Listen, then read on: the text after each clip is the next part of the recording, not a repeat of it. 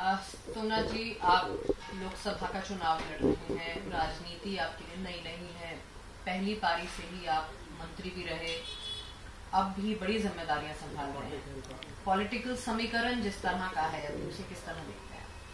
पहले तो आपको बहुत बहुत धन्यवाद कि आपने मुझे अपने चैनल पे बुलाया, और नवरात्रि का चल रहा है, आपको आपके दर्शकों को बहुत बहुत बधाई उसकी।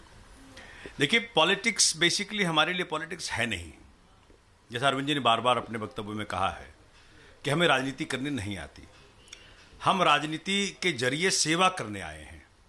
और वही कारण रहा कि मेरे क्षेत्र की जनता ने, देवतुल्य जनता ने, पहली बार मुझे 8,000 के मार्जिन से जिताया।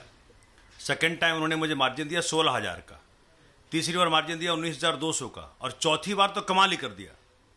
चौथी बार तीनों एमसीडी के उम्मीदवारों को जिता दिया, उन सीटों से जहां 50-50 साल से भाजपा थी। इसका सिर्फ एक ही कारण है, मैंने कभी भी ना जाति के आधार पे, ना धर्म के आधार पे, यहां तक कि पॉलिटिकल एफिलिएशन के आधार पे किसी को अलग नहीं समझा। सबकी सेवा की, सबको परमात्मा तुल्य मान के सेवा की, और यही कारण रहा है। उसी का एक्सपेंशन है, जो सेवा का दायरा मेरा मालवीय नगर विधानसभा क्षेत्र रहा है, उसका एक्सपेंशन अब नई दिल्ली लोकसभा क्षेत्र हो जाएगा, जहां के मालवीय नगर लगा करके 9 और विधानसभाएं हैं। तो मैं जहां जहां जा रहा हूं, वहां वहां जनता मेरे पहुंचने से पहले मेरी कहानियां पहुंची हुई हैं। जनता मुझे जानती है, जनता इतनी प्यार, इतने प्रेम और इतने लाड़ से मिलती है मुझे, मैं तो अहोभाव से भर जाता हूं। और मेरे लिए राजनीति आध्यात्मिकता का एक माध्यम रहा है।